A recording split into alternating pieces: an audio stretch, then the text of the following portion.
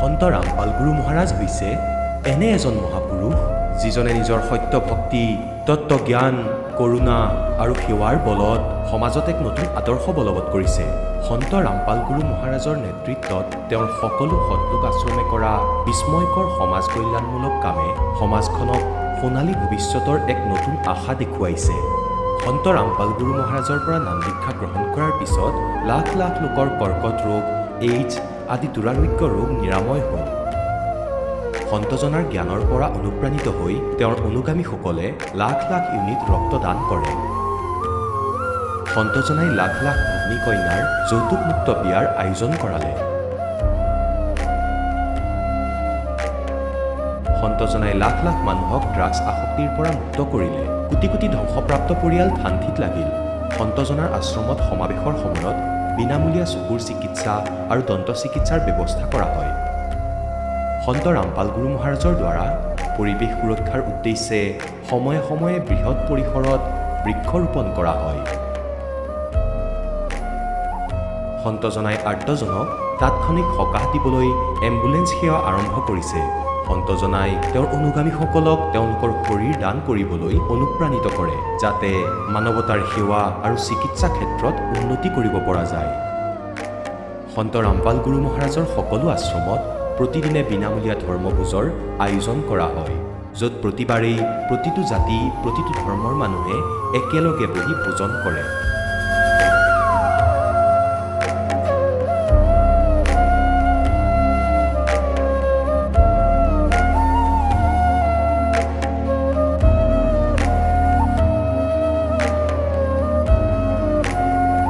সন্ত ৰামপাল গুৰু মহাৰাজৰ অন্নপূৰ্ণা অভিযানে দৰিদ্ৰ আৰু অসহায় লোকসকলৰ জীৱনত এক নতুন শক্তি আৰু আশাৰ সঞ্চাৰ কৰিছে। ঘৰে ঘৰে খাদ্য সামগ্ৰী আৰু প্ৰয়োজনীয় সাহায্য প্ৰদান কৰি সন্ত ৰামপাল গুৰু মহাৰাজে মানুহক দুখ আৰু অসহায় অৱস্থাৰ সৈতে যুঁজিবলৈ শক্তি প্ৰদান কৰিছে।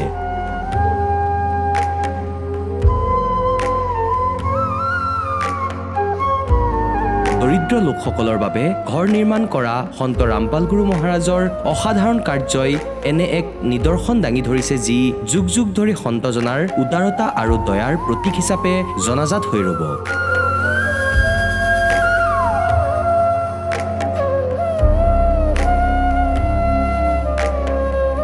সন্ত ৰামপাল গুৰু মহাৰাজৰ আশ্ৰমত সহস্ৰাধিক বৃদ্ধ বৃদ্ধাই শ্ৰদ্ধা আৰু মৰমেৰে জীৱন যাপন কৰাৰ সুযোগ পায়। তেওঁলোকৰ থকা খোৱাৰ আৰু স্বাস্থ্যৰ সম্পূৰ্ণ দায়িত্ব সন্ত ৰামপাল গুৰু মহাৰাজে বহন কৰে।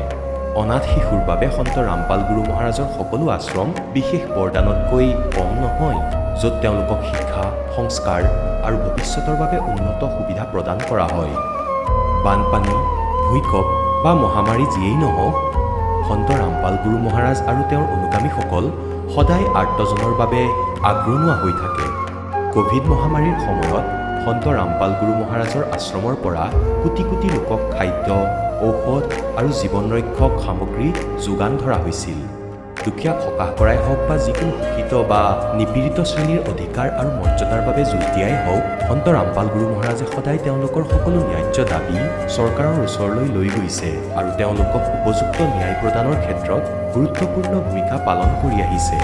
সমাজত আধ্যাত্মিক আৰু সামাজিক মূল্যবোধৰ প্ৰতি সজাগতা অনাৰ প্ৰতিটো পদক্ষেপতে সন্ত ৰামপাল গুৰু মহাৰাজ মানৱতাৰ প্ৰকৃত সেৱক হিচাপে প্ৰমাণিত হৈছে। সন্ত ৰামপাল গুৰু মহাৰাজৰ জীৱনে আমাক শিকাইছে যে প্ৰকৃত সেৱা সেইটোহে যিটো নিস্বাৰ্থভাৱে কৰা হয়। আহক আমিও এই মহান সন্তজনৰ এই মহান সেৱাৰ কামত যোগ দিওঁ আৰু সন্ত ৰামপাল গুৰু মহাৰাজৰ পৰা নাম দীক্ষা লৈ আমাৰ জীৱন ধন্য কৰি তোলোঁ।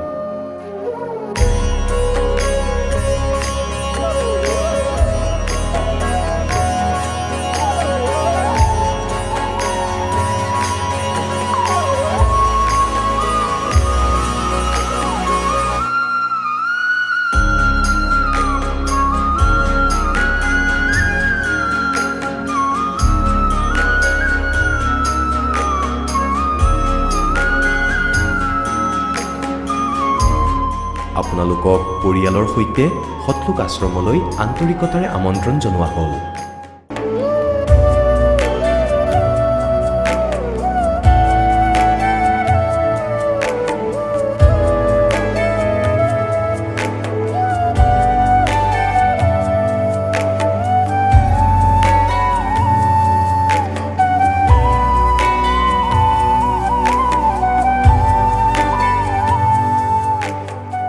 जब लग गुरु मिले ना साचा तब लग गुरु करो 10 पाचा।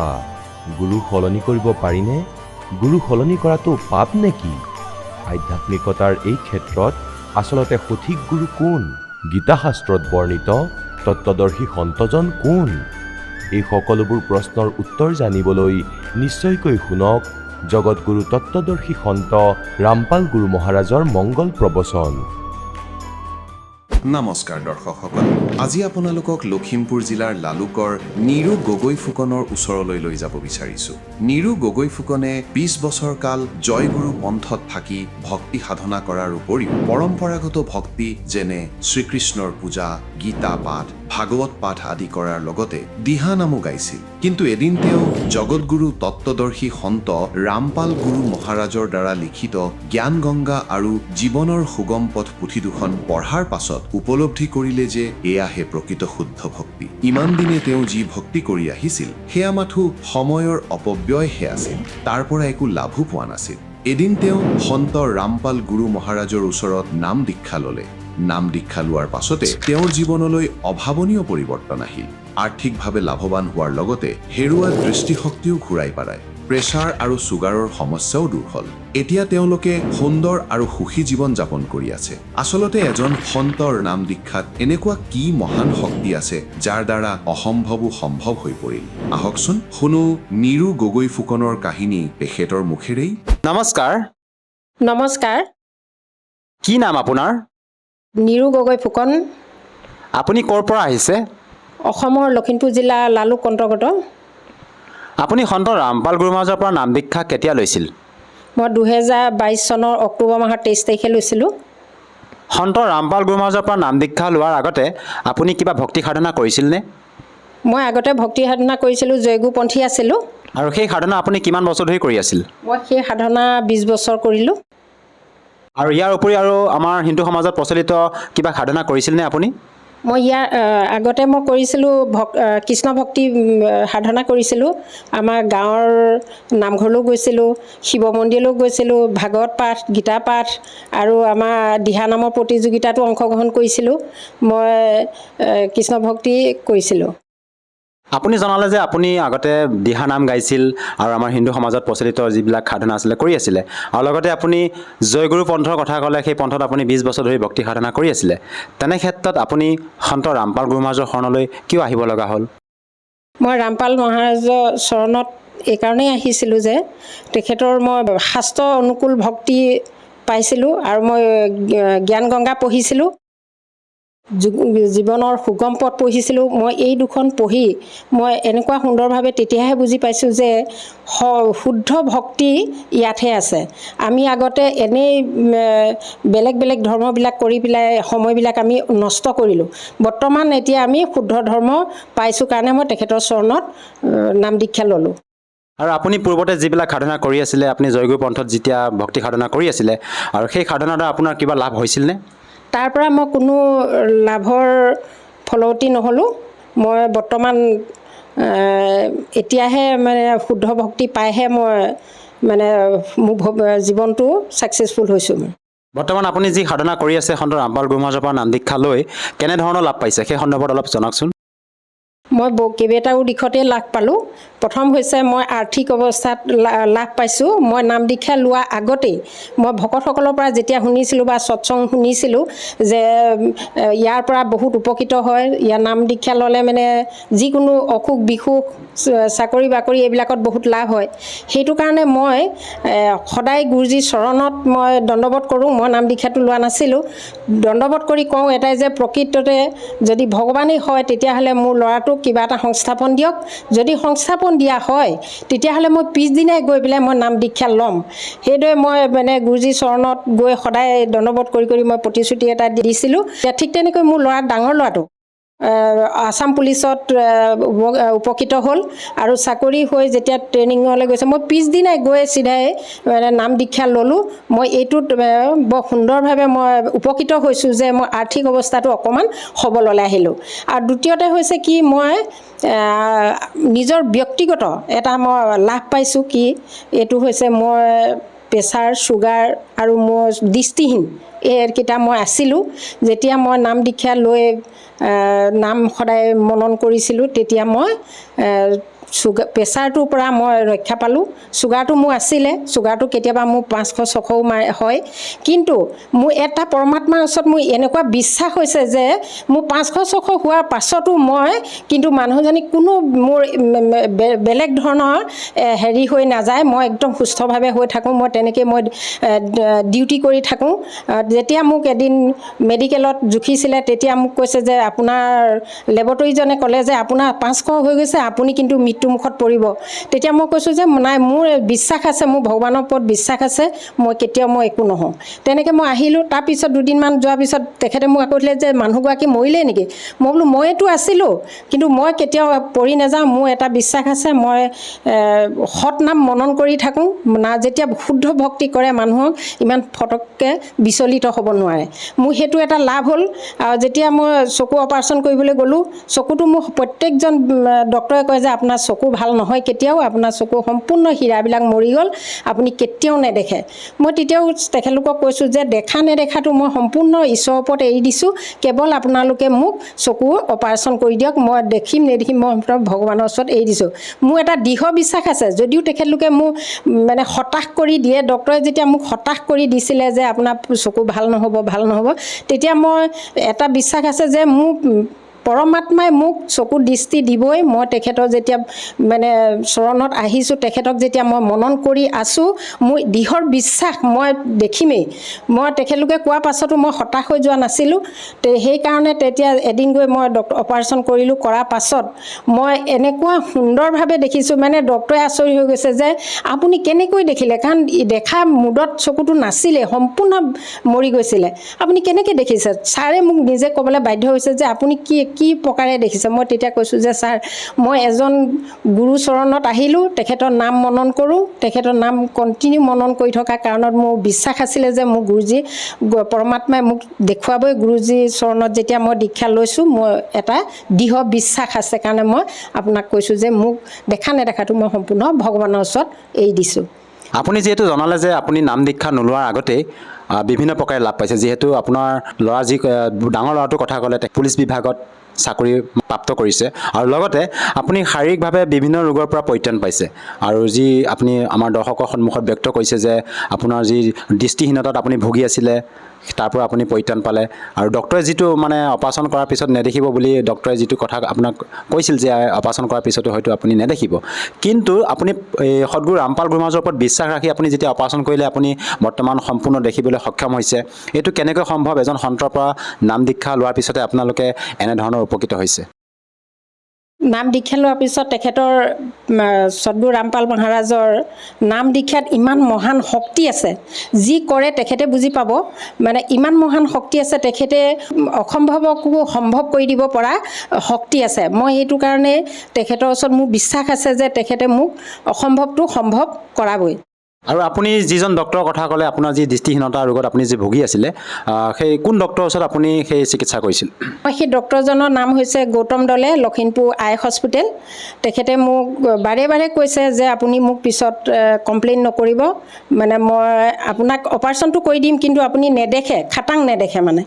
তেতিয়া মই কৈছোঁ ছাৰ, মই খাটাং মই দেখিম, মোৰ বিশ্বাস আছে, মোৰ সদগুৰু ৰামপালজী মহাৰাজৰ চৰণত আহিলোঁ যেতিয়া মোৰ বিশ্বাস আছে, মই খাটাং দেখিম, কিন্তু আপুনি কেৱল মোক অপাৰেশ্যনটো কৰি দিয়ক। তেতিয়া তেখেতে ক'লে ঠিক আছে আমি কৰি দিম, আপোনাৰ নেদেখিলে পিছত আমাক দুখ নিদিব। মই বোলো নিদিওঁ ছাৰ, মই সম্পূৰ্ণ সদগুৰু ৰামপাল মহাৰাজৰ চৰণত মই এৰি দিছোঁ, দেখা নেদেখাটো তেখেতে দিব মোক। আৰু অন্য কিবা আপুনি লাভ পাইছেনে? আৰু মই শাৰীৰিক হিচাপে বহুত লাভেই পালোঁ, আৰু ঘৰুৱা হিচাপেও মই আমাৰ ল'ৰা ছোৱালীকেইটাৰ পৰাও মই পাৰিবাৰিক লাভ পাইছোঁ। বিশেষকৈ আমাৰ ল'ৰাকেইটা আনৰ তুলনাত মানে সামাজিক হিচাপে একো সেৱন নকৰে, সেইটো এটা আমাৰ পাৰিবাৰিক লাভ।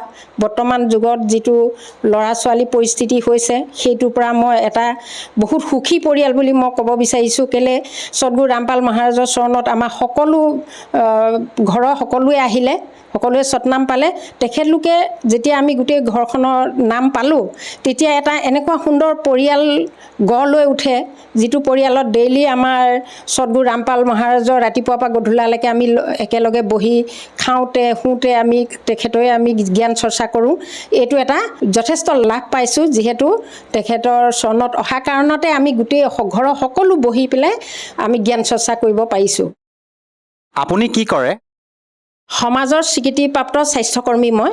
আপুনি যিহেতু সন্ত ৰামপাল গুৰু মহাৰাজৰ পৰা নাম দীক্ষা লোৱাৰ পিছতে বিভিন্ন প্ৰকাৰে লাভ পাইছে, এগৰাকী সচেতন মহিলা হিচাপে আপোনাৰ পৰা আৰু এষাৰ কথা জানিব বিচাৰিছোঁ যে বৰ্তমান সন্ত ৰামপাল গুৰু মহাৰাজৰ সমাজ সেৱাত কেনেধৰণৰ ভূমিকা আছে বুলি আপুনি ক'ব বিচাৰে?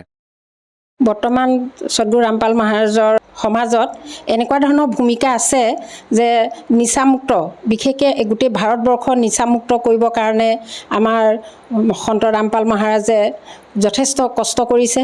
আৰু যৌতুকমুক্ত, মানে এখন সমাজ গঢ়িবলৈ যৌতুকমুক্ত হ'ব লাগিব, যিহেতু এগৰাকী ছোৱালী জন্ম লোৱা মাত্ৰকে দেউতাকৰ ওপৰত এটা বোজা হৈ পৰে।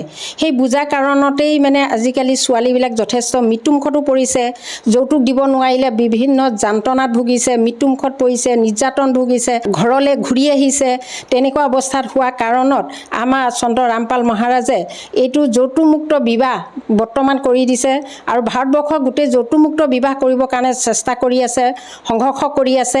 আমাৰ ভক্তসকলেও যথেষ্ট সংঘৰ্ষ কৰি আছে যে যৌতুকমুক্ত কেনেকৈ হ'ব। কিন্তু চৰকাৰে যথেষ্ট চেষ্টাও কৰিছে, প্ৰচেষ্টা চলাই আছে, কিন্তু কোনো ছাকচেছফুল হ'ব পৰা নাই। সেইটো কাৰণেই হ'ব পৰা নাই যে যিসকল সমাজত যৌতুকৰ লোভত পৰি আছে, তেখেতলোকে কোনো চৰকাৰৰ কথা মানি চলা নাই। কিন্তু যদি আমাৰ সদগুৰু ৰামপাল মহাৰাজৰ চৰণত আহে, অট'মেটিক নিজে নিজে এইটো যৌতুকমুক্ত লোভটো কমি যায় আৰু যৌতুকমুক্ত বিবাহটো কৰিবলৈ বাধ্য হয়। বৰ্তমান নিচামুক্তটো ঠিক তেনেকৈ হৈছে। চৰকাৰে নিচামুক্ত কৰিবৰ কাৰণে বহুত সংঘৰ্ষ কৰিছে, গাঁৱে গাঁৱেও সংঘৰ্ষ কৰিছে, গোটেই ভাৰতবৰ্ষতে সংঘৰ্ষ কৰি কৰি কিন্তু কোনো মানে সমস্যাটো সমাধান কৰিব পৰা নাই। কিন্তু আমাৰ সদগুৰু ৰামপাল মহাৰাজৰ চৰণত অহাসকলে নিজে নিজেই নিচা খাবলৈ এৰে, মদ খাবলৈ এৰে, গুটখা খাবলৈ এৰে, বিড়ি চিগাৰেট খাবলৈ এৰে। আমাক ভক্তি এনেকুৱা মানে শক্তি আছে, সেই শক্তিয়ে তেখেতক নিজে নিজে নাইকিয়া কৰি দিয়ে। ঠিক সেইদৰে আমাৰ সদগুৰু ৰামপাল মহাৰাজে বৰ্তমান এনেকুৱা এখন সমাজ গঢ়িবলৈ সংঘৰ্ষ কৰি গৈ আছে আৰু আগবাঢ়িও গৈছে। ঠিক সেইদৰে মানুহবিলাকে যথেষ্ট ভকতসকলটো আগবাঢ়িলে, তেখেতলোকে নুচুৱে নাখায়ো আৰু কাকো নিদিয়েও। ঠিক কিন্তু এতিয়াও মানে বেলেগ জগতসকলেও ঠিক তেনেকৈ মানে যদি সদগুৰু ৰামপাল মহাৰাজৰ জ্ঞান গংগা জীৱনৰ সুগম পথ তেখেতলোকে পঢ়ে, তেখেতলোকেও নিজে নিজে মানে নিজে নিজে অট'মেটিক এৰ খাব। তেখেতলোকৰ তাত ইমান সুন্দৰভাৱে লিখিত আছে যে লিখাখিনি যদি পঢ়ি জ্ঞান তত্ত্ব পায়, কিন্তু তত্ত্ব পাব লাগিব, তত্ত্ব যদি পায় তেতিয়াহ'লে তেখেতলোকে নিজে নিজে এৰিব। আপোনাৰ পৰা আৰু এষাৰ কথা জানিব বিচাৰিছোঁ, এই আধুনিকতাৰ এই যুগত গুৰু ধাৰণ নকৰাকৈও ভক্তি সাধনা কৰিব পাৰিনে?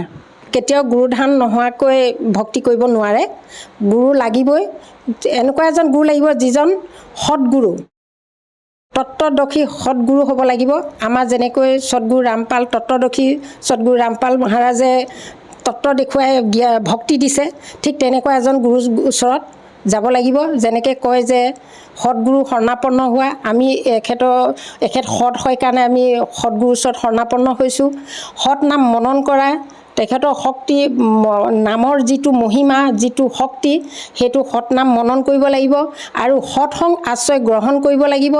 আমাৰ সং যিটো সৎসং, সেই সৎসংটো আশ্ৰয় গ্ৰহণ কৰাৰ কাৰণে যেনেকুৱাও দুৰাচাৰীও আহি ইয়াত সৎ হৈছেহি। আৰু এষাৰ কথা জানিব বিচাৰিছোঁ, যিহেতু আমাৰ অসমৰ যিমানবিলাক আধ্যাত্মিক শ্ৰদ্ধালু গুৰু আছে, সেই সকলোৱে হয়তো শাস্ত্ৰৰ মতে ভক্তিবিধি প্ৰদান কৰি আছে। তেনে ক্ষেত্ৰত আপুনি হাৰিয়ানা প্ৰান্তৰ নিবাসী সন্ত ৰামপাল গুৰু মহাৰাজৰ শৰণলৈ গৈ যে ভক্তি সাধনা কৰিলে, ইয়াৰ প্ৰকৃত কাৰণটো কি, সেই সন্দৰ্ভত অলপ জনাওকচোন। বৰ্তমান আমাৰ অসমতো বহুত গুৰু আছে হয়, কিন্তু তেখেতলোকৰ তত্ত্বদৰ্শী নহয়। আমাৰ সদগুৰু ৰামপাল মহাৰাজ যিটো তত্ত্বদৰ্শী জ্ঞান দিয়ে, কিন্তু ইয়াত আমাৰ গুৰুসকলে কি কৰে, লোকবেদ মানুহৰ মুখে মুখে যিটো লোকবেদ প্ৰচাৰ কৰে, সেই লোকবেদৰ মতে আমাৰ ধৰ্ম প্ৰচাৰ কৰি আছে।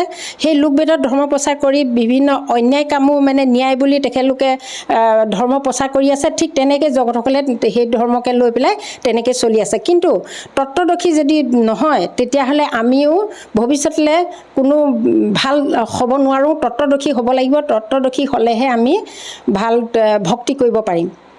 যিহেতু আপুনি জনালে যে মত ব্যক্ত কৰিলে যে আপুনি সন্ত ৰামপাল গুৰু মহাৰাজৰ পৰা নাম দীক্ষা লোৱাৰ পিছতে বিভিন্ন প্ৰকাৰে লাভ পাইছে, শাৰীৰিকভাৱে হওক বা আৰ্থিকভাৱে হওক। যিসকল দৰ্শকে আপোনাক আজি টিভি স্ক্ৰীণত প্ৰত্যক্ষ কৰি আছে, সেইসকলক আপুনি কি বাৰ্তা দিব বিচাৰে যাতে তেওঁলোকেও আপোনাৰ দৰে উপকৃত হ'ব পাৰে? তেওঁলোকলৈ মই এটাই প্ৰাৰ্থনা জনাইছোঁ। মইতো আগতে বিভিন্ন ধৰ্ম পালন কৰিছিলোঁ, ধৰক জয়গুৰু পন্থতো আছিলোঁ, আৰু গাঁৱৰ যিটো আমাৰ সামাজিক নিয়ম নীতি তাতো মই আছিলোঁ, শিৱ পূজাটো কৰিছিলোঁ। গোটেই কৰিও মই কোনো সফলতা হ'ব নোৱাৰিলোঁ। মই লাষ্টত সদগুৰু ৰামপালজী মহাৰাজৰ চৰণত আহি মই যথেষ্ট উপকৃত হৈছোঁ। তেওঁলোকক অনুৰোধ কৰিছোঁ, প্ৰাৰ্থনাও জনাইছোঁ লগতে।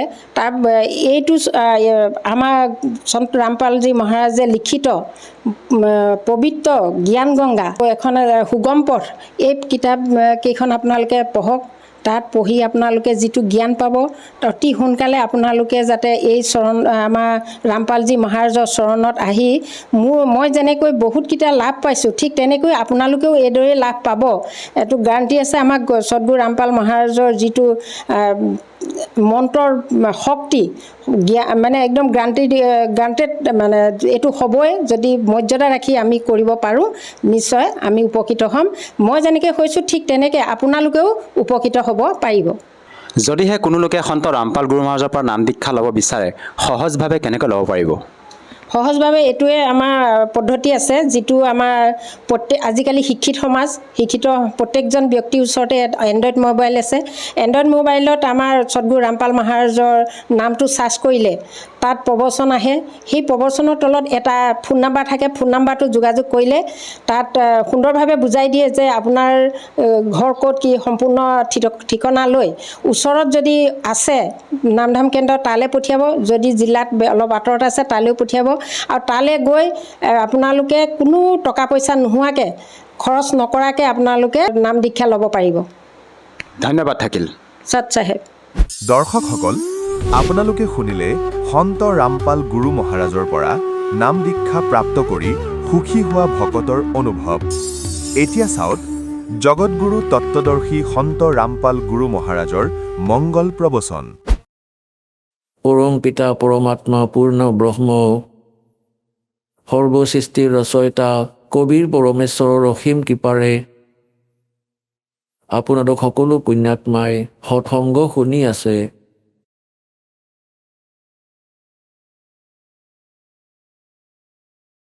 সৎসংগ সেই পুণ্যাত্মাসকলেই লাভ কৰে যাৰ ওপৰত পৰমেশ্বৰৰ অসীম কৃপা থাকে। পৰমেশ্বৰৰ অসীম কৃপা কোনবোৰ পুণ্যাত্মাৰ ওপৰত হয়?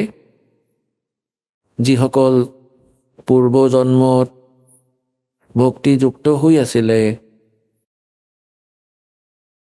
কিয়নো মনুষ্য জীৱন দুই প্ৰকাৰে প্ৰাপ্ত কৰে। এটাটো পূৰ্বজন্মৰ শুভ সংস্কাৰৰ আধাৰত প্ৰাপ্ত কৰে, দ্বিতীয়টো টাৰ্ম ৱাইজ হয়। এটা বিধান আছে প্ৰভুৰ, পৰমাত্মাৰ, যে প্ৰত্যেক প্ৰাণীয়ে 84 লাখ প্ৰকাৰৰ প্ৰাণীৰ জীৱনৰ সম্পূৰ্ণ এটা চক্ৰ অতিবাহিত কৰাৰ পিছত এটা মানৱ শৰীৰ অৱশ্যেই প্ৰাপ্ত কৰে। এয়া পৰমেশ্বৰ কবিৰ দেৱৰ আমি প্ৰাণীবোৰৰ ওপৰত এক বিশেষ কৃপা আছে, আৰু সেইকাৰণে বিবশ হৈ এই কালে আমাক এটা মনুষ্য জীৱন দিবলগীয়াই হয়। আৰু সেই মানৱ শৰীৰেই আমাৰ বাবে এক গল্ডেন চান্স হয়, এক সোণালী সুযোগ হয় শুভ কৰ্ম কৰাৰ, দান ধৰ্ম কৰাৰ আৰু মুক্তি প্ৰাপ্ত কৰাৰ। আৰু মানৱ শৰীৰ প্ৰাপ্ত কৰিও আমি মুক্তি প্ৰাপ্ত নকৰোঁ, তেন্তে ডাঙৰ ভুল হ'ব প্ৰাণীৰ। ইয়াৰ কাৰণ কি হয়? ইয়াৰ কাৰণ এইটো হয় যে যি মানৱ শৰীৰ প্ৰাপ্ত প্ৰাণীয়ে যিয়ে পূৰ্বজন্মৰ সংস্কাৰৰ বাবে মানৱ শৰীৰ প্ৰাপ্ত কৰিছে, তেওঁলোকে পৰমাত্মাৰ ভক্তিৰ কাৰণে অৱশ্যে ক'ৰবাত নহয় ক'ৰবাত জড়িত হয়। লাগিলে তেওঁলোকে পৰম্পৰাগত সাধনাই কৰক অথবা কাৰোবাক গুৰু বনাই তেওঁ কোৱা অনুসৰি ভক্তি কৰক, সেই ভক্তিৰ অবিহনে ভগৱানৰ অবিহনে থাকিব নোৱাৰে। লাগিলে দুখতে স্মৰণ কৰক বা সুখতে স্মৰণ কৰক। আৰু দ্বিতীয় প্ৰকাৰৰ যিবোৰ প্ৰাণী আছে টাৰ্ণ ৱাইজ, মানে নম্বৰ 84 লাখ যোনিত কষ্ট ভুগি তাৰপিছত যে মানৱ শৰীৰ প্ৰাপ্ত কৰে তেওঁলোকে ভক্তি নকৰে। তেওঁলোকৰ স্বভাৱ পশুৰ দৰেই হয়, যেনে অযথা কথা কোৱা, মদ খোৱা, মাংস খোৱা, কাজিয়া কৰা, বিনা কাৰণত কাৰোবাৰ লগত কাজিয়া কৰা, যেনেদৰে পশুৱে কৰে। আনক বিনা কাৰণতে খুন্দা মাৰি দিয়ে, পিছত কাজিয়া হয়। গতিকে সেই ধৰণৰ প্ৰাণীয়ে এনেকুৱা ধৰণৰ কাজিয়াই কৰায়, শান্তিপ্ৰিয় ঘৰতো জুই লগাই দিয়ে।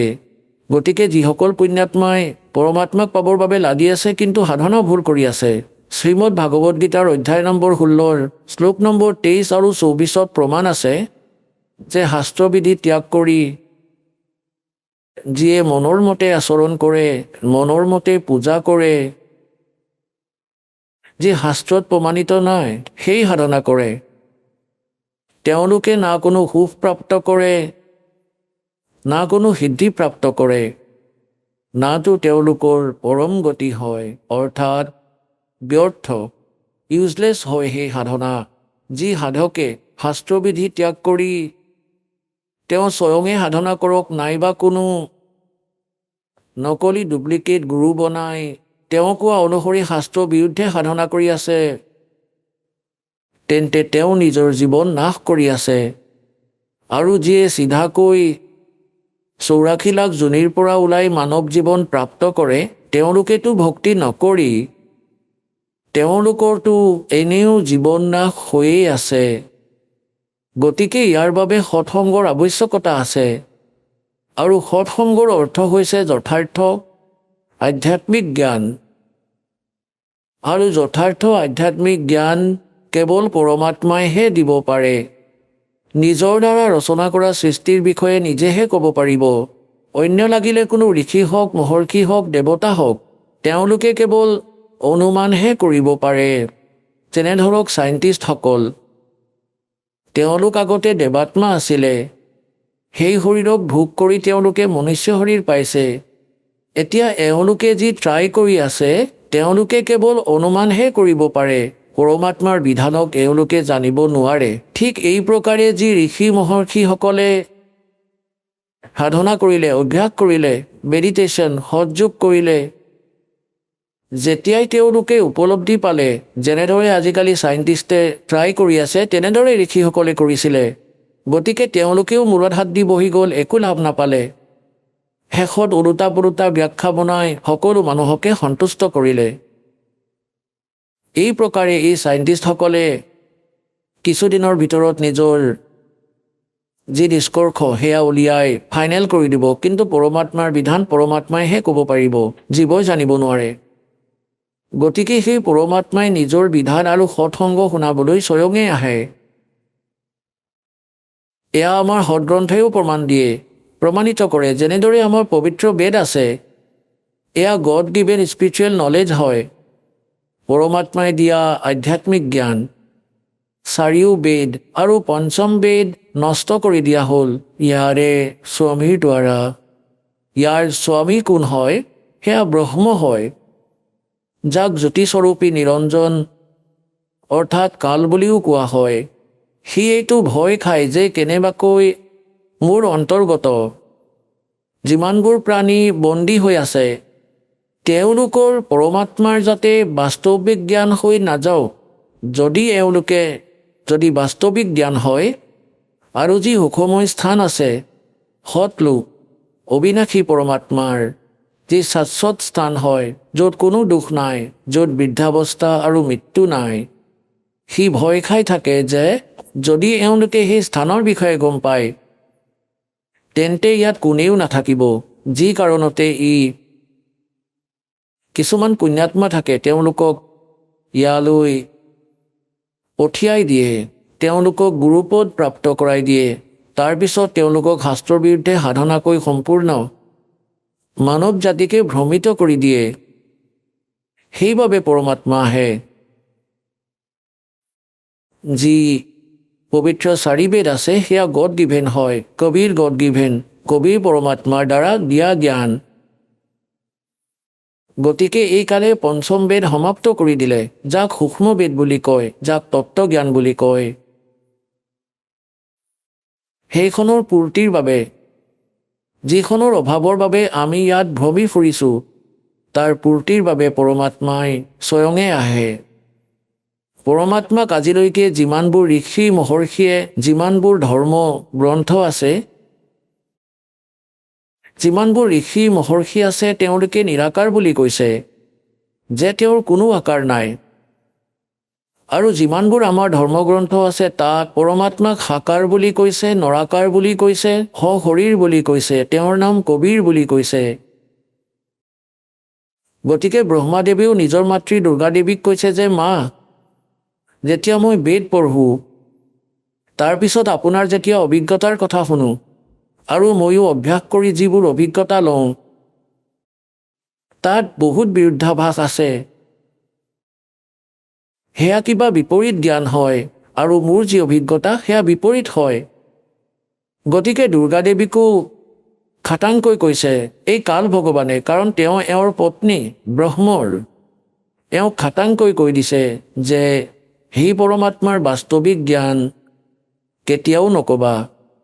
গতিকে তেওঁ নিজৰ পুত্ৰসকলক যথাৰ্থ জ্ঞান নিদি তেওঁৰেই মহিমা শুনাই যে তেওঁতো নিৰাকাৰ হয়, তেওঁ সন্মুখলৈ নাহে, তেওঁক কেতিয়াও দেখা নাপায়। আৰু বেদত পৰমাত্মাক নৰাকাৰ বুলি লিখিছে, সশৰীৰ বুলি লিখিছে।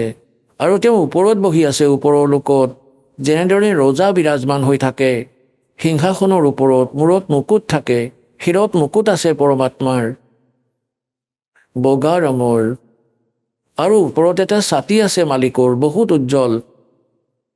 যেনেদৰে জিলমিল দেখা পোৱা যায় ইয়াত, তেনেদৰেই পৰমাত্মাৰ মুকুট আৰু ছাতিৰ ভিতৰত ঝিলমিল হৈ থাকে। কেতিয়াবা তাৰ ৰং সোণালী হয়, কেতিয়াবা হোৱাইট, একেবাৰে বগা ৰং হৈ যায়।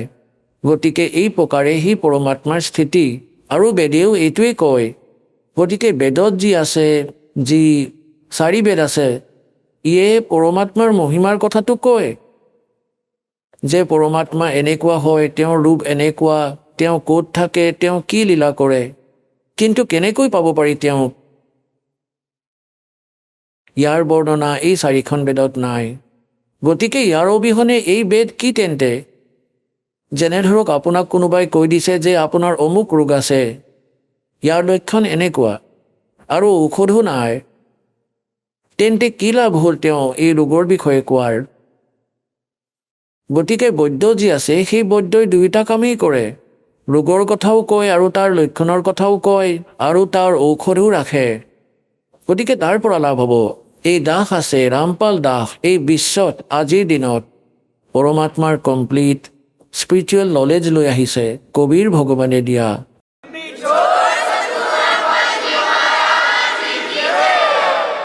আৰু পৰমাত্মাই স্বয়ঙে আহি এই জ্ঞান দিয়ে। যেনেদৰে ঋগ্বেদৰ মণ্ডল নম্বৰ 9 সূক্ত নম্বৰ 86 86ৰ মন্ত্ৰ 26 আৰু 27ত, ঋগ্বেদ মণ্ডল নম্বৰ 9 সূক্ত 54ৰ মন্ত্ৰ 3, ঋগ্বেদ মণ্ডল নম্বৰ 9 সূক্ত 82 82ৰ মন্ত্ৰ নম্বৰ 1, 2, 3, ঋগ্বেদ মণ্ডল নম্বৰ 9 সূক্ত 94 মন্ত্ৰ 1ত, ঋগ্বেদ মণ্ডল নম্বৰ 9 সূক্ত নম্বৰ 95 95 মন্ত্ৰ 2ত, ঋগ্বেদ মণ্ডল নম্বৰ 9 আৰু সূক্ত 20ৰ মন্ত্ৰ 1ত, ঋগ্বেদ মণ্ডল নম্বৰ 9 সূক্ত 1 মন্ত্ৰ 8 আৰু 9ত, ঋগ্বেদ মণ্ডল নম্বৰ 9 সূক্ত 96 অৰ্থাৎ 96 16ৰ পৰা 20লৈকে আৰু বিভিন্ন স্থানত এয়া বেদত স্পষ্ট কৰি দিছে যে সেই পৰমাত্মা ওপৰৰ লোকত থাকে আৰু তাত ৰজাৰ দৰে সিংহাসনত বিৰাজমান হৈ আছে। দেখাত ৰজাৰ তুল্যই হয়, সুন্দৰ শৰীৰ নৰাকাৰ, তাৰ পৰা সশৰীৰ গতি কৰি আহে আৰু তেওঁ 3 প্ৰকাৰে লীলা কৰে। নিজৰ সকলো আত্মাকে যথাৰ্থ জ্ঞান দিবৰ বাবে আমাক ইয়াত ধাৰণ পোষণ কৰিবলৈ, আমাক চোৱা চিতা কৰিবলৈ তেওঁ 3 প্ৰকাৰৰ শৰীৰ নিজৰ বনায়। এটাৰ ওপৰত পৰমাত্মা স্থায়ী হৈ থাকে। ওপৰৰ লোকত আটাইতকৈ ওপৰৰ স্থানত এটা বহুত ডাঙৰ গুম্বজ আছে, মন্দিৰৰ দৰে, আৰু তাৰ চেণ্টাৰত পৰমাত্মাৰ তখ্ত আছে। তখ্ত মানে সিংহাসন। কোৱা হয় নহয় দিল্লীৰ তখ্তত বাবৰ বহি আছিলে ইমান চনত, তখ্ত মানে সিংহাসনখনত। গতিকে তেওঁ মাজত বহি আছে পৰমাত্মা সিংহাসনখনত, আৰু মূৰত ছাতি আছে যেনেদৰে আপুনি ওপৰত দেখি আছে, আৰু মূৰত মুকুট আছে পৰমাত্মাৰ। দেখাত ৰজাৰ দৰে পৰমাত্মা তাৰ পৰা। গতিকে এক প্ৰকাৰে তেওঁ তাত সেই শৰীৰে আছে, আৰু সেই পৰমাত্মা নৰাকাৰ হয়, মনুষ্য সদৃশ হয়। তেওঁৰ এডাল নোমৰ গুৰি বুলি কোৱা হয় নোমৰ। এডাল নোমৰ গুৰি এডাল নোমৰ গুৰিৰ লগত কোটি সূৰ্য মিলাই দিয়া, আৰু কোটিটা জোনৰ পোহৰ, দুয়োটা মিলাই যিমান পোহৰ হ'ব এডাল নোমৰ গুৰিৰ সমান নহ'ব। শোভা আছে পৰমাত্মাৰ শৰীৰৰ, ইমান শোভা। আৰু সেই পৰমাত্মাই নিজৰ অন্য ৰূপ ধাৰণ কৰি আৰু 2টা স্থিতি মেইনটেইন কৰে। এটাটো প্ৰত্যেক যুগতে, সত্যযুগ, ত্ৰেতা, দ্বাপৰ আৰু কলিযুগ, প্ৰত্যেক যুগতে এটা লীলা কৰে। ওপৰৰ নিজৰ লোকৰ পৰা আহে, অন্য ৰূপ ধাৰণ কৰে। আৰু এটা কমলৰ পুষ্পৰ ওপৰত, কমলৰ পুষ্প পানীত থাকে, কমলৰ পুষ্পৰ ওপৰত আহি পৰমাত্মা বিৰাজমান হৈ যায় এক নৱজাত শিশুৰ ৰূপত। আৰু তাৰ পৰা তেওঁক নিঃসন্তান দম্পতীয়ে উঠাই লৈ যায়। আৰু লাহে লাহে পৰমাত্মাই নিজৰ লীলাময় শৰীৰ, নিজৰ লীলা কৰি ডাঙৰ হয়। এজন জনসাধাৰণৰ দৰেই ভূমিকা কৰে, নিজৰ হাতেৰে নিৰ্বাহ কৰি সময় অনুসাৰে, যুগ অনুসাৰে সেই সময়ত যিবোৰ ক্ৰিয়া হয়, নিজে এক সাধাৰণ মানুহৰ দৰে, এজন ভগতৰ দৰে থাকি নিজৰ জীৱন যাপন কৰে, নিজে নিৰ্বাহ কৰি দেখুৱায়। তাৰপিছত তেওঁ লাহে লাহে বালক ৰূপ অলপমান ডাঙৰ হয়, 5-4 বছৰ আয়ুসতে ডাঙৰ ডাঙৰ বিদ্বানক আধ্যাত্মিক জ্ঞানত পৰাজিত কৰি দিয়ে, তেওঁলোকক আচৰিত কৰি দিয়ে। তাৰপিছত তেওঁ ডাঙৰ হৈ তত্ত্বদৰ্শী সন্ত হৈ যায়। নিজৰ মহিমা নিজেই কয়। নিজৰ মহিমাবোৰ তেওঁ লোককথাৰ মাধ্যমেৰে, বাণীৰ মাধ্যমেৰে আৰু শব্দাৱলীৰ মাধ্যমেৰে মানে পদ্যভাগত শুনায়। সেইবাবেই তেওঁ কবিৰ মাজতো এজন প্ৰসিদ্ধ কবিৰ পদবী প্ৰাপ্ত কৰে, কিন্তু তেওঁ হয় পৰমাত্মা। কাৰণ কবিৰ জ্ঞানত, সেই জ্ঞানৰ পৰাই গম পায় যে কবিয়ে নিজৰ স্তৰেৰে কেৱল এটা পয়েম বনাব পাৰে, আধ্যাত্মিক জ্ঞানৰ কথা ক'ব নোৱাৰে। আৰু কবিৰ পৰমাত্মাক কবি বুলি ক'ব ধৰিলোঁ আমি অজ্ঞানতাৰ বাবে। তেওঁ যি জ্ঞান দিছে সেয়া 4 বেদ, 18 পুৰাণ, 6খন শাস্ত্ৰ, মহাভাৰত, শ্ৰীমদ ভাগৱত গীতা, কোৰাণ, পুৰাণ আৰু বাইবেল, এই সকলোৰে এক মিশ্ৰিত জ্ঞান আছে। তাৰ ভিতৰত যি জ্ঞান আছে সেই জ্ঞানটো ইয়াত আছে পৰমাত্মাৰ দ্বাৰা দিয়া জ্ঞানত। যি জ্ঞান তাৰ ভিতৰত উপলব্ধ নাই, যি ভক্তিবিধি নাই, তত্ত্বজ্ঞান নাই, সেয়াও কৈ থৈছে। তেওঁ পৰমাত্মা আছিলে যদিও আমি তেওঁ কবি বুলি ক'ব ধৰিলোঁ। গতিকে যি প্ৰকাৰে পৰমাত্মাৰ 2য় প্ৰকাৰৰ যি স্থিতি আছে, প্ৰত্যেক যুগতে বালক ৰূপ ধাৰণ কৰে আৰু লাহে লাহে ডাঙৰ হয়।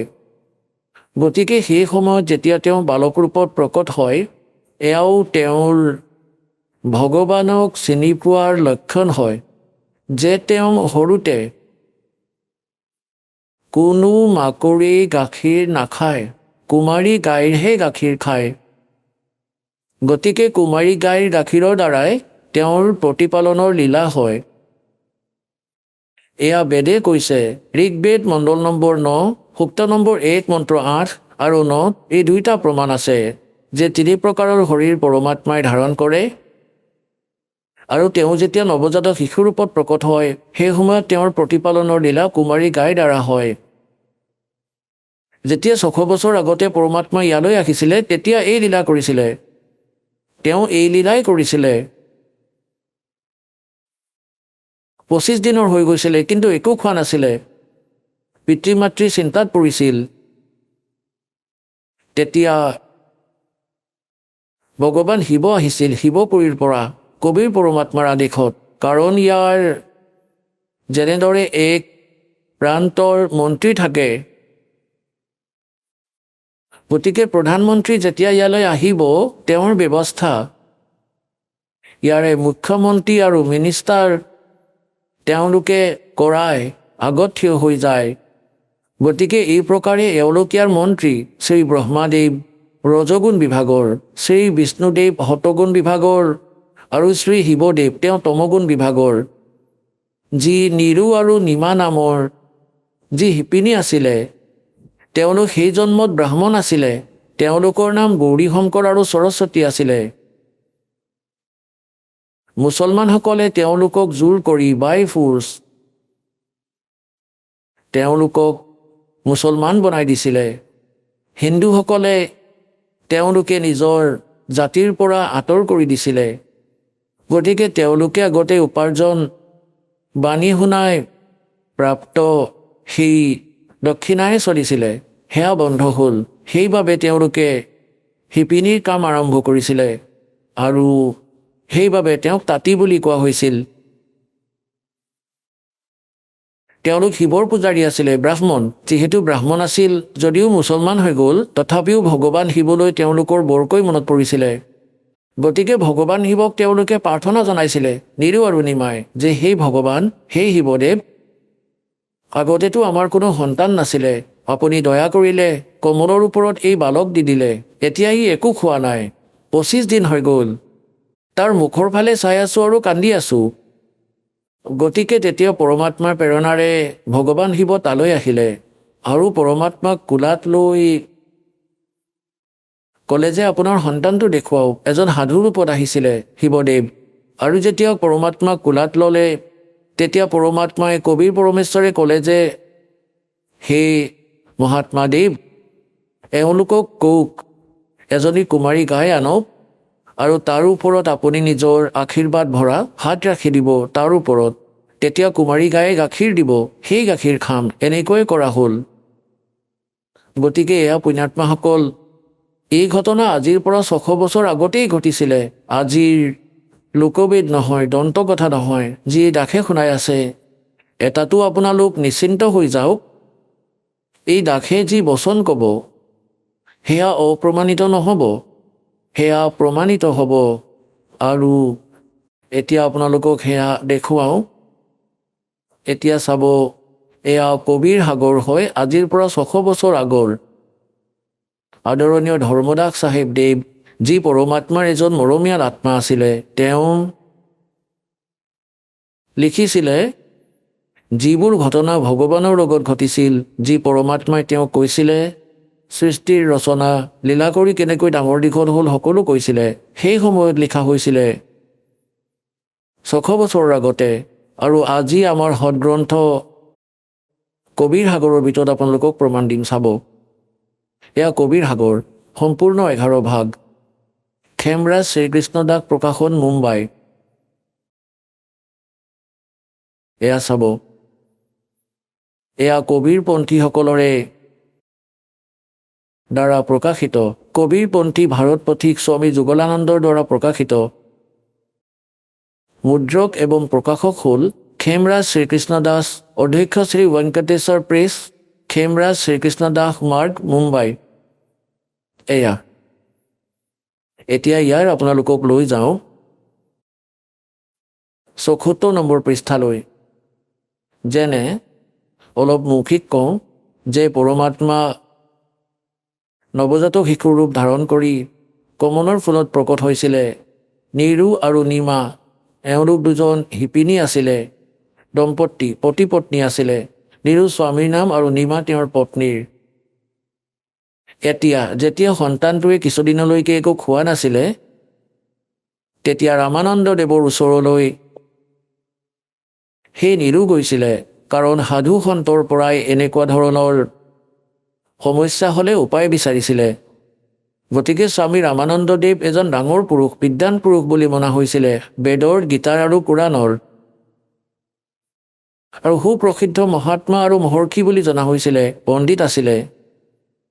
পণ্ডিতে সেই সময়ত যিবোৰ ব্ৰাহ্মণ গুৰু আছিলে অন্য জাতিৰ মানুহক শিষ্যটো বনোৱা নাছিলে, কিন্তু তেওঁলোকক জৰা ফুকাৰ কথা নিশ্চয় কৈছিলে। এতিয়া চাব, এয়া কবিৰ সাগৰ, এয়া ৭৪ নম্বৰ পৃষ্ঠাত জ্ঞান সাগৰ আছে, এয়া ব্ৰেকেটৰ ভিতৰত যি পৃষ্ঠা আছে এয়া পৃষ্ঠা নম্বৰ ৭৪, আৰু এয়া জ্ঞান সাগৰ নামৰ এটা চেপ্টাৰ আছে। এতিয়া লিখিছে চুন জুল্হা মন ভয়ো আনন্দা জিমি চকোৰ পায়া নিশ্চন্দা, মানে সি শিপিনীয়ে পৰমাত্মাক পাই এনেদৰে উৎফুল্লিত হ'ল যেনেদৰে ডাউক পক্ষীয়ে চন্দ্ৰক দেখি হয়। লে সুত চলে হৰ্ষ মন কিনা अरता सोपुन असबोल हिलीना,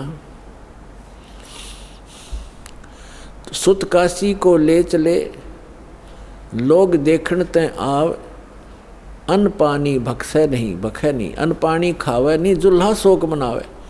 এতিয়া যেতিয়া পৰমাত্মাক নিৰু আৰু নিমাই লৈ আহিলে, ইমান সুন্দৰ শৰীৰ আছিল পৰমাত্মাৰ যে কোনো কেঁচুৱাই তেওঁৰ দৰে ধুনীয়া নাছিলে, যি কাৰণে ওচৰৰ পাজৰৰ নগৰৰ সকলো মানুহে তেওঁক চাবলৈ আহিব ধৰিলে। আৰু নিৰু আৰু নিমাৰ এইটো চিন্তা হৈ আছিল যে এই কেঁচুৱাটোৱে একো খোৱা নাই, ই কেইদিনমানহে জীয়াই থাকিব। সিহঁত ইয়াৰ বাবে দুখী আছিল। চাব, সুত কাশী কো লে চলে লোক দেখণ তে আৱ, অন্ন পানী বক্সে নেহি জুল্লা শোক মনাৱে। আহক আমি এতিয়া সেই শ্ৰদ্ধালুসকলৰ অনুভৱবোৰ জানো, যিসকলে জগতগুৰু তত্ত্বদৰ্শী সন্ত ৰামপাল গুৰু মহাৰাজৰ পৰা দীক্ষাপ্ৰাপ্ত কৰিছে তথা তেওঁ কোৱা ভক্তিমাৰ্গ এওঁলোকে অৱলম্বন কৰি আছে। নমস্কাৰ দৰ্শকসকল, মানুহে যেতিয়া এজন প্ৰকৃত সন্তৰ শৰণ লাভ কৰে তেতিয়া তেওঁৰ জীৱনৰ সকলো সংকট আপোনা আপুনি সমাপ্ত হৈ যায়। এনেকুৱা এক কাহিনী হৈছে উত্তৰ প্ৰদেশৰ ইটাৱাৰ নিবাসী সৰ্বেশ কুশৱাহাৰ।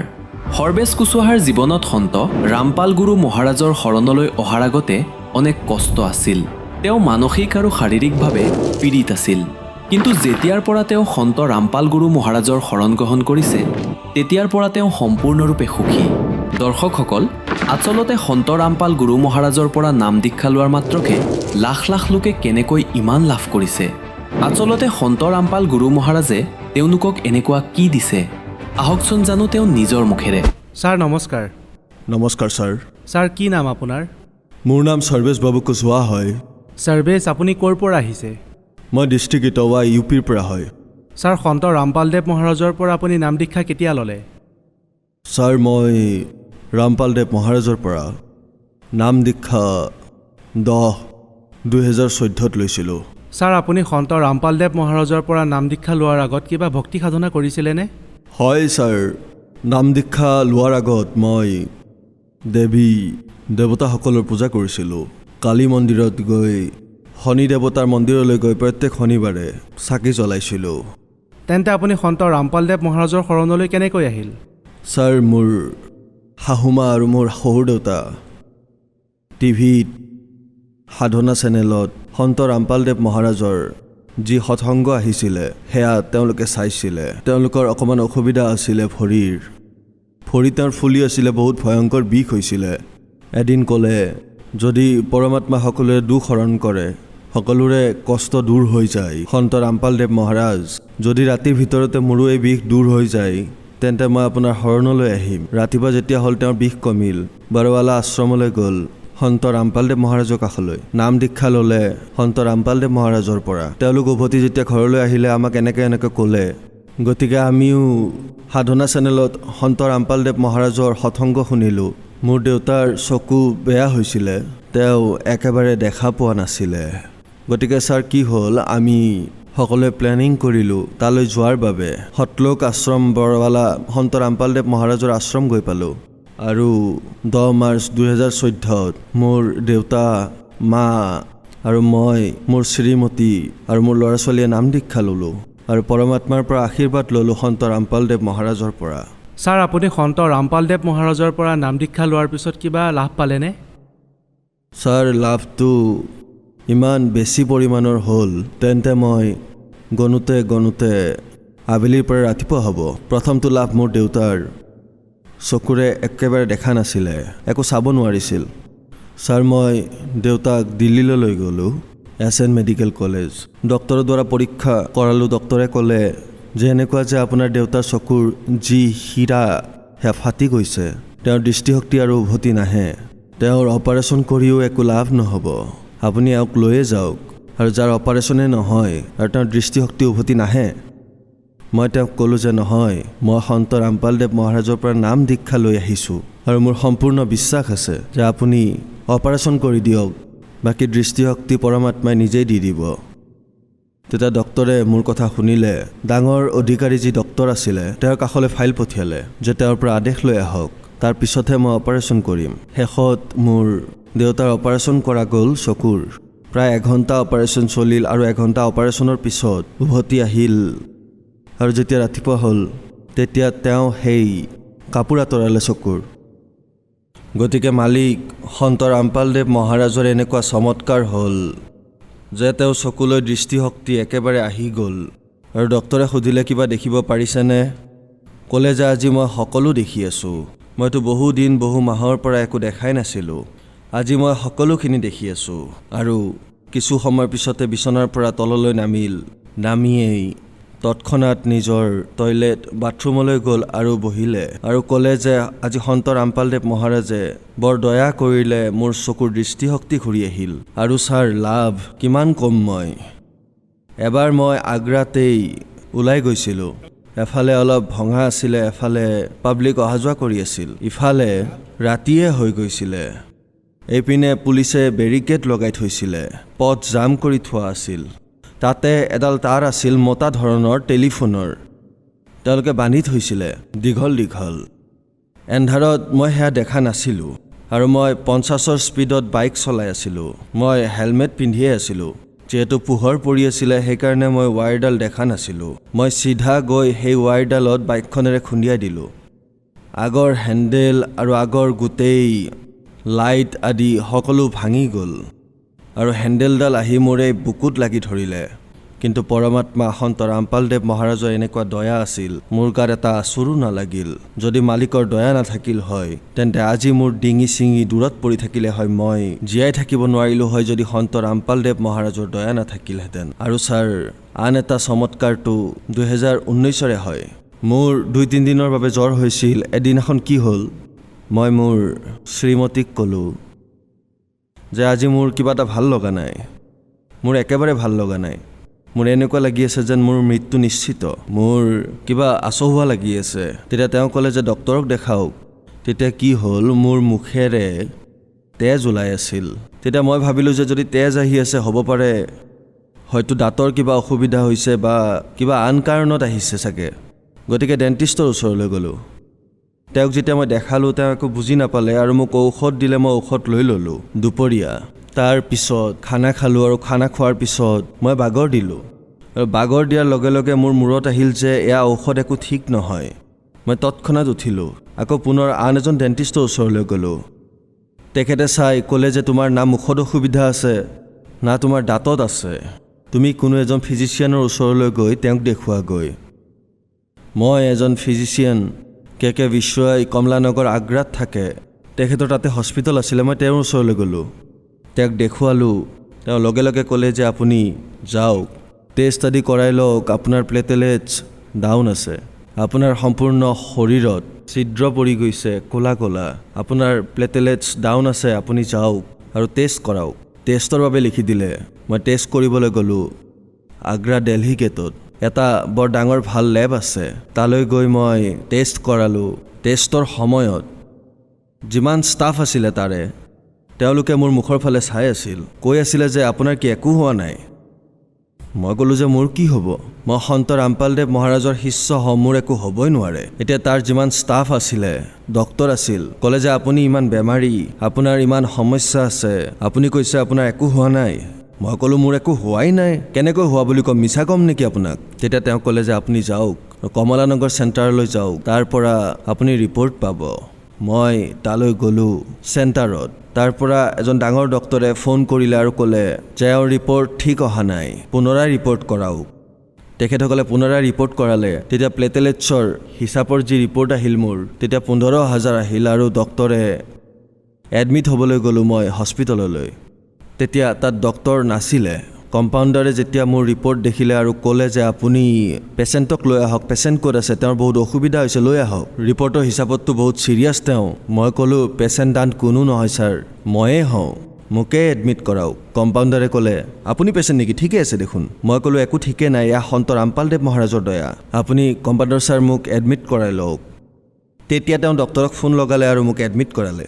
তাৰপিছত তেওঁ ক'লে যে কিছু তেজৰ প্ৰয়োজন আছে। তেজৰ ব্যৱস্থাও মই কৰাই ল'লোঁ। অ'ত ত'ত খবৰ কৰোঁতে হৈ গ'ল মোৰ যোগাৰ, তেজো দিয়া হ'ল। দ্বিতীয় দিনা যেতিয়া টেষ্ট কৰোৱা হ'ল, তেতিয়া প্লেটেলেট 15,000ৰ পৰা 5,000 হ'ল। যেতিয়া প্লেটেলেট 5,000 হ'ল, তেতিয়া মই সন্ত ৰামপালদেৱ মহাৰাজক প্ৰাৰ্থনা কৰিলোঁ যে হে মালিক, মোৰ সৰু সৰু ল'ৰা ছোৱালী আছে আৰু মোৰ শ্ৰীমতী, তাইক সংসাৰৰ মানুহে, জগতৰ মানুহে জীয়াই থাকিবলৈ নিদিব। যদি মোৰ কিবা হৈ যায় তেন্তে তাইক কোনেও জীয়াই থাকিব নিদিব। তেতিয়া মালিকক প্ৰাৰ্থনা কৰিলোঁ, সন্ত ৰামপালদেৱ মহাৰাজক। গুৰুদেৱৰ পৰা আদেশ এয়া আহিল যে মালিকে দয়া কৰিব আৰু আপুনি ভক্তি কৰক। আকৌ সন্ত ৰামপালদেৱ মহাৰাজৰ শিষ্য আহিল আৰু তেখেতসকলে নিজৰ তেজ মোৰ শৰীৰত সোমোৱাই দিলে। পিছদিনাখনেই প্লেটেলেট 5,000ৰ পৰা 34,000লৈ বাঢ়ি গ'ল আৰু মালিক সন্ত ৰামপালদেৱ মহাৰাজৰ বহুত দয়া হ'ল মোৰ ওপৰত। আজিলৈকে সুস্বাস্থ্য, মই আপোনালোকৰ সন্মুখত এয়া থিয় হৈ আছোঁ, একেবাৰে সুস্থ। ছাৰ, আন এটা লাভ এয়া, মোৰ যি শ্ৰীমতী আছিল, তেওঁৰ এলাৰ্জি বেমাৰ আছিল, তেওঁ বহুত দুখত আছিল, কমেও 4-6 বছৰ বহুত অসুবিধা পালে।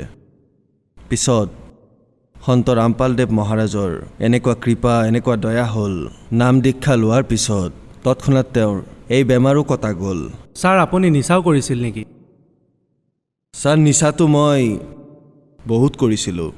বিয়াৰো খাইছিলোঁ, চিগাৰেটো খাইছিলোঁ, বিড়িও খাইছিলোঁ ছাৰ, আৰুতো আৰু গুটখা, পাণ সকলো খাইছিলোঁ। সকলো বেয়া অভ্যাসে মোৰ তাত আছিল ছাৰ। তেন্তে আপুনি সন্ত ৰামপালদেৱ মহাৰাজৰ পৰা নাম দীক্ষা লোৱাৰ পিছত নিচা এৰিব পাৰিলেনে? ছাৰ, সন্ত ৰামপালদেৱ মহাৰাজৰ পৰা নাম দীক্ষা লোৱাৰ পিছত মোৰ সকলো এনেকৈ ভাল হৈ গ'ল যেন মোৰ শৰীৰত কোনো ধৰণৰ বিকাৰ নাছিলেই। যিমানবোৰ নিচা কৰিছিলোঁ সকলো এৰা গ'ল। মই আগতে বহুত চেষ্টা কৰিছিলোঁ এই নিচাবোৰ এৰিবলৈ, বিড়ি এৰিবলৈ, গুটখা এৰিবলৈ, বিয়াৰ এৰিবলৈ, কিন্তু একো এৰিব পৰা নাছিলোঁ। যেতিয়াই সন্ত ৰামপালদেৱ মহাৰাজৰ পৰা নাম দীক্ষা ল'লোঁ, তাৰপিছত মোৰ যিমানখিনি নিচা অভ্যাস আছিল সকলো শেষ হৈ গ'ল আৰু আজি মই সুস্বাস্থ্য। ছাৰ, মই আগতে 10 বছৰ বাবা জয়গুৰুদেৱ পন্থৰ লগত জড়িত আছিলোঁ, কিন্তু তাত না মোৰ বিড়ি এৰা গ'ল, না মই গুটখা এৰিব পাৰিলোঁ, না বিয়াৰ এৰা গ'ল। তাত য'ত সৎসংগ হৈছিলে জয়গুৰুদেৱ বাবাৰ, তাততো এইবোৰ খোলাখুলিকৈ বিক্ৰী হৈছিল। তাত মানুহবোৰে এইবোৰ খাইছিলোঁ, বিড়ি খাইছিলে, চিগাৰেট খাইছিলে, সকলো খাইছিলে, কিন্তু জয়গুৰুদেৱেতো কেতিয়াও এইবোৰ বাধাই নিদিলে। তেওঁৰ ওচৰত সত্য ভক্তি নাছিল, সত্য জ্ঞান নাছিল, সত্য মাৰ্গ নাছিল। ছাৰ, আপুনি সন্ত ৰামপালদেৱ মহাৰাজৰ পৰা নাম দীক্ষা লোৱাৰ পিছত বহুত লাভ প্ৰাপ্ত কৰিলে। অদ্ভুত চমৎকাৰ হ'ল যে আপোনাৰ দেউতাৰ দৃষ্টিশক্তি সন্ত ৰামপালদেৱ মহাৰাজৰ কৃপাত উভতি আহিল। গতিকে আপোনাক চাই থকা শ্ৰদ্ধালুসকলক আপুনি কি ক'ব?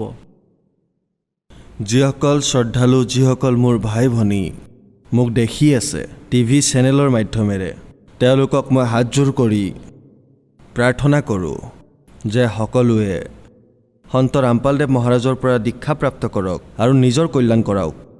ছাৰ, সন্ত ৰামপালদেৱ মহাৰাজৰ পৰা নাম দীক্ষা কেনেকৈ ল'ব পাৰি? ছাৰ, সন্ত ৰামপালদেৱ মহাৰাজৰ পৰা নাম দীক্ষা লোৱাৰ অনেক সাধন আছে। সকলো জিলাতে নামদান কেন্দ্ৰ খোলা আছে। নামদান চেণ্টাৰলৈ যাওক, বিনামূলীয়াকৈ নামদান প্ৰাপ্ত কৰক আৰু কল্যাণ কৰাওক। ধন্যবাদ ছাৰ। সৎ চাহেব।